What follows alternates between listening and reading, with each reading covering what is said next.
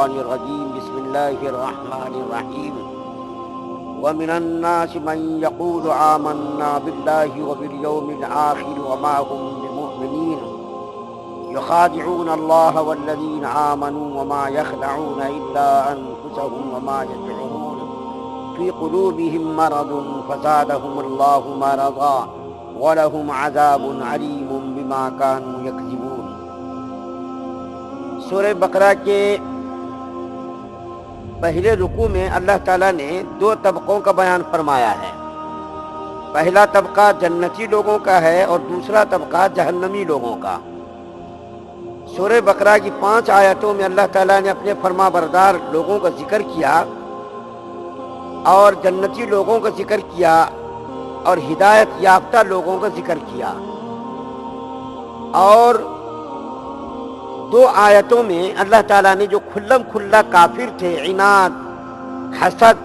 ضد کی وجہ سے انہوں نے ایمان قبول نہیں کیا تھا، اس میں سے بعض لوگوں نے بعد میں ایمان بھی قبول کیا، اور سورہ بقرہ کے دوسرے رکوع میں ایک بڑے ہی خطرناک طبقے کا بیان کیا ہے، اور وہ طبقہ کون سا ہے؟ اس کو کہتے ہیں منافق۔ اللہ کے رسول صلی اللہ علیہ وسلم جب مکے میں تھے تو صرف ایک دشمن سے سابقہ تھا، صرف ایک دشمن سے مقابلہ تھا، لیکن جب اللہ کے رسول صلی اللہ علیہ وسلم مکہ سے مدینہ تشریف لے گئے اور مسلمان ہجرت کر کے مکہ سے مدینہ گئے تو کئی دشمنوں سے مسلمانوں کا اور اللہ کے رسول صلی اللہ علیہ وسلم کا سابقہ پڑا، 4 جانب سے مسلمان اور اللہ کے رسول صلی اللہ علیہ وسلم گر گئے۔ مکے میں تو صرف ایک ہی دشمن تھا اور وہ کافر، لیکن جب مدینے میں تشریف لائے تو کئی دشمنوں سے سابقہ پڑا، یہودیوں سے، نصرانیوں سے، اور ایک جو چھپا ہوا طبقہ تھا جس کی زبان پر تو اسلام تھا لیکن دل کے اندر کفر اور اسلام کی عداوت اور اسلام سے دشمنی چھپی ہوئی تھی، جس کو ہم لوگ منافق کہتے ہیں۔ اس خطرناک جماعت کی اہمیت کا اندازہ لگائیے کہ اللہ تعالیٰ نے قرآن کے اندر بے شمار مقامات پر اس طبقے کا ذکر کیا ہے، اور قرآن کے اندر اللہ فرماتے ہیں کہ سب سے جہنم کے نچلے طبقے میں اس کو ڈالا جائے گا، اور قرآن کے اندر 28ویں پارے کے اندر باضابطہ ایک سورہ منافقون اللہ تعالیٰ نے نازل فرمائی۔ اس سورہ کے اندر منافقوں کی شرارت اور اس کی خباثت اور اس کی بدماشی کو بیان کیا ہے۔ ان منافقوں کا سردار کون تھا؟ عبداللہ ابن ابی۔ یہ بہت ہی بدماش، بدقماش قسم کا آدمی تھا، خبیث النفس آدمی تھا۔ میں اس کی تاریخ آپ کے سامنے تھوڑی سی بیان کر دوں تاکہ پتہ چلے کہ یہ جماعت آئی کب سے، اس کا وجود کب ہوا۔ پہلے اس کا وجود نہیں تھا، لیکن جب اللہ کے رسول صلی اللہ علیہ وسلم مکہ سے مدینہ تشریف لے گئے تو اس سے پہلے ہوا یہ کہ مدینے کے اندر 2 قبیلے بڑے مشہور تھے، اوس اور خزرج۔ یہ دونوں قبیلے آپس میں ہمیشہ دست و گریباں رہتے تھے، لڑائی کرتے تھے، ہزاروں آدمی ان کے آپس میں لڑ کر کے جھگڑ کر کے مقتول ہو گئے۔ بڑے بڑے ہوشیار پہلوان آدمی یہ لوگ آپس میں ہمیشہ دست و گریباں رہتے تھے، لڑائی کرتے تھے، جھگڑا کرتے تھے۔ تو لڑتے لڑتے کب تک لڑیں گے؟ آخر تھکیں گے نا۔ تو دونوں قبیلوں کے ہوش مند، باشعور، عقل مند قسم کے لوگوں نے آپس میں بیٹھ کر مشورہ کیا کہ بھئی ہم کب تک لڑتے رہیں گے، کب تک ہم اپنی قیمتی جانوں کو ضائع کرتے رہیں گے، اپنے آدمیوں کو قتل کراتے رہیں گے؟ تو ایسا کرو، ایک آدمی کو ہم دونوں مل کر کے آپس میں سردار بنا لیں، متفق ہو کر، متحد ہو کر ہم لوگ آپس میں ایک آدمی کو سردار بنا لیں۔ تو دونوں طبقے راضی ہو گئے، دونوں قبیلے راضی ہو گئے۔ اب کس کو سردار بنایا جائے؟ تو آپس میں مشورہ ہوا۔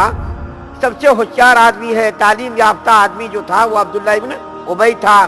بڑے ڈھیل ڈول کا آدمی تھا، پڑھا لکھا آدمی تھا۔ تو لوگوں نے کہا کہ اس کو ہی ہم لوگ سردار بنا دیں گے۔ دونوں طبقے کے لوگ راضی ہو گئے،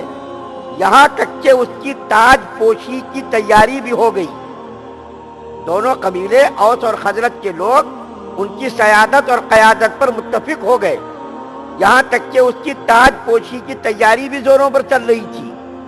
لیکن اللہ تعالیٰ کی حکمت اور مشیت دیکھیے، اوس و خزرج کے کچھ لوگ اسی زمانے میں، کچھ خوش نصیب اور سعادت مند لوگ مدینے سے حج کرنے کے لیے مکہ آئے، اور اللہ کے رسول صلی اللہ علیہ وسلم کی اذیت رسانی کا سلسلہ روز بروز دراز ہوتا جا رہا تھا۔ اور اللہ کے رسول صلی اللہ علیہ وسلم کا دور جو تھا مکے کا وہ آخری مرحلوں میں چل رہا تھا، ہجرت کا وقت قریب آ رہا تھا، تو اللہ کے رسول صلی اللہ علیہ وسلم چھپ چھپ کر کے آنے والے حجاج سے ملاقات کرتے تھے۔ تو یہ مدینے کے کچھ خوش نصیب لوگ، کچھ سعادت مند لوگ مدینے سے آئے تھے، اللہ کے رسول صلی اللہ علیہ وسلم بھی ان سے چھپ کر کے ملے، تو وہ لوگ بڑے ہی متاثر ہوئے اللہ کے رسول صلی اللہ علیہ وسلم کی باتوں سے، تو ان لوگوں نے ایمان پر آمادگی ظاہر کی اور وہ لوگ مسلمان ہو گئے۔ اور ان لوگوں نے کہا یا رسول اللہ صلی اللہ علیہ وسلم آپ مکہ چھوڑ دیجئے، کیوں یہاں کے لوگ آپ کو بہت ہی زیادہ پریشان کر رہے ہیں، یہاں کا جینا مشکل ہو گیا، تو آپ مکہ چھوڑ کر کے مدینہ آئیے۔ اسی وقت حضرت عباس رضی اللہ تعالیٰ عنہ جو حضور صلی اللہ علیہ وسلم کے سگے چچا تھے وہ بھی بیٹھے ہوئے تھے، اگرچہ مسلمان نہیں ہوئے تھے لیکن ہمارے نبی صلی اللہ علیہ وسلم پر جان چھڑکتے تھے۔ تو انہوں نے ان مدینے کے لوگوں سے کہا کہ ٹھیک ہے تم لوگ جو کہہ رہے ہو اس کا انجام بھی تم لوگوں کو معلوم ہے کہ اللہ کے رسول صلی اللہ علیہ وسلم جب مکہ سے مدینہ جائیں گے تو مکے کے پورے کافر لوگ تمہارے دشمن ہو جائیں گے اور دوسرے لوگ بھی دشمن ہو جائیں گے، تم کو اس کا انجام بھی معلوم ہے۔ تو ان لوگوں نے وعدہ کیا کہ اللہ کے رسول صلی اللہ علیہ وسلم آپ آئیے، ہم آپ کی جان مال عزت و آبرو کا تحفظ کریں گے۔ چنانچہ اللہ کے رسول صلی اللہ علیہ وسلم نے فرمایا ٹھیک ہے ہم آئیں گے، اللہ کی طرف سے اجازت کا انتظار ہے۔ برے گھر انتظار ختم ہو گیا اور اللہ کے رسول صلی اللہ علیہ وسلم مکہ سے مدینہ تشریف لے گئے۔ جب مدینہ تشریف لے گئے تو جو عبداللہ ابن ابی کی خواہش تھی سرداری کی اور سیادت اور قیادت کی جو خواہش تھی اس کی خواہش ختم ہو گئی، کیونکہ مدینے کے لوگوں نے اللہ کے رسول صلی اللہ علیہ وسلم کو نبی مان لیا، مسلمان ہو گئے۔ اسی وقت سے عبداللہ ابن ابی منافق مسلمانوں کا اور اسلام کا اور حضور صلی اللہ علیہ وسلم کا جان کا دشمن ہو گیا۔ بڑی تیاری اس نے چھپ چھپ کر کے کی، اپنے لوگوں کو تیار کیا، کئی سالوں تک تو اس کے نفاق کا اظہار نہیں ہوا، مسلمانوں کو معلوم نہیں ہوا یہ لوگ منافق ہیں اور دل سے اسلام کے تعلق سے بری سوچ برا خیال یہ لوگ رکھتے ہیں۔ لیکن جب 3 ہجری میں غزوہ احد کا واقعہ پیش آیا اور مکہ کے 3000 لوگ مسلمانوں کو مٹانے کے لیے آئے اور اللہ کے رسول صلی اللہ علیہ وسلم نے 1000 کا لشکر جمع کیا، تو لڑنے کے لیے جب مسلمان آئے اور کفار بھی مکے سے مدینے کے قریب پہنچے، عین لڑائی کے وقت عبداللہ ابن ابی منافق نے بہانہ کر کے کہ میری بات نہیں مانی گئی اس لیے ہم مسلمانوں کے ساتھ لڑیں گے نہیں، اپنی جان کو نہیں کھپائیں گے۔ اور وہ بات کیا تھی؟ اللہ کے رسول صلی اللہ علیہ وسلم کی خواہش تھی کہ مدینے کے اندر رہ کر کے مقابلہ کریں گے، مدینے کا دفاع کریں گے، لیکن کچھ پرجوش قسم کے نوجوان تھے، انہوں نے کہا یا رسول اللہ یہ تو بزدلی ہوگی، مدینے کے اندر ٹھہر کر کے لڑنا، اس کا مدینے کا دفاع کرنا یہ تو بزدلی ہوگی، ہم لوگ باہر جا کر کے لڑیں گے۔ تو اللہ کے رسول صلی اللہ علیہ وسلم نے مسلمانوں کا دل توڑنا، اس کی دل شکنی مناسب نہیں سمجھی اور مدینے سے باہر لڑنے کے لیے آئے۔ تو عبداللہ ابن ابی منافق نے کہا ہماری بات نہیں مانی گئی، ہماری رائے کو اہمیت نہیں دی گئی، اس لیے ہم مسلمانوں کے ساتھ مل کر کے نہیں لڑیں گے۔ بالکل عین وقت پر جبکہ مسلمانوں کو آدمیوں کی سخت ضرورت تھی، عین وقت پر یہ کمبخت عبداللہ ابن ابی منافق نے اپنے آدمیوں کو لیا اور لے کر کے مدینہ چلے گئے اور یہ کہا کہ ہم مسلمانوں کے ساتھ نہیں لڑنے کے لیے تیار ہیں۔ اس وقت سے منافقوں کا نفاق ظاہر ہوا کہ یہ لوگ مسلمان نہیں ہیں، دل کے اندر ان کی عداوت قدورت نفرت بھری ہوئی ہے، اور اس کی دشمنی کا اندازہ آپ یہ لگائیے کہ انہوں نے مدینے سے خط و کتابت کے ذریعے اور اپنے آدمیوں کو بھیج کر کے مکہ کے کافروں کو بھڑکایا، جوش دلایا تم لوگ باہر سے لڑائی کرو، تم باہر سے حملہ کرو،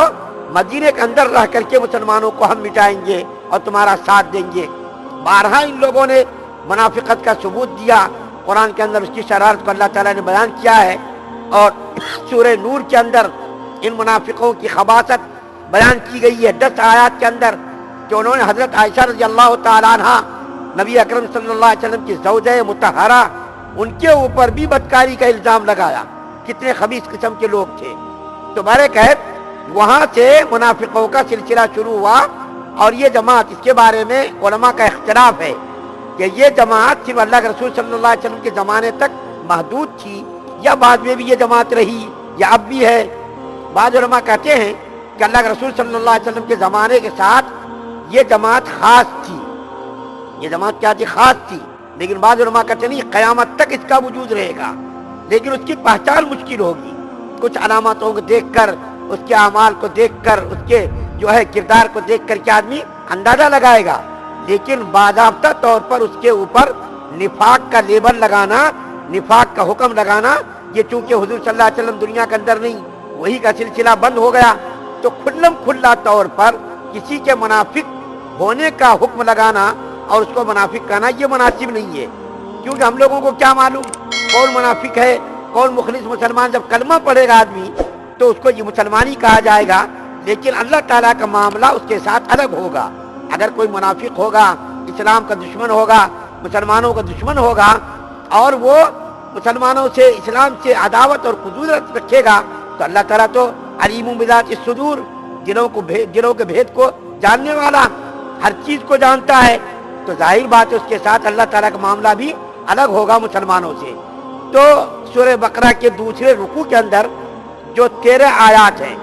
ان 13 آیات کے اندر اللہ تعالیٰ نے اسی بدماش اور بدقماش جماعت کا تذکرہ کیا ہے، اس کی شرارتوں کو، اس کی عداوتوں کو، اس کی بدماشی کو اللہ تعالیٰ نے سورہ بقرہ کے دوسرے رکوع کے پورے رکوع کے اندر 13 آیتوں کے اندر اللہ تعالیٰ نے اس جماعت کا تذکرہ کیا ہے۔ انشاءاللہ ہم اس کا ترجمہ ہفتے کے دن بیان کریں گے۔ اللہ تعالیٰ سے دعا کہ اللہ تعالیٰ ہم تمام مسلمانوں کو ایمان کامل نصیب فرمائے، شرک سے، کفر سے، نفاق سے، بدنیتی، بد اخلاصی سے ہم سب کی حفاظت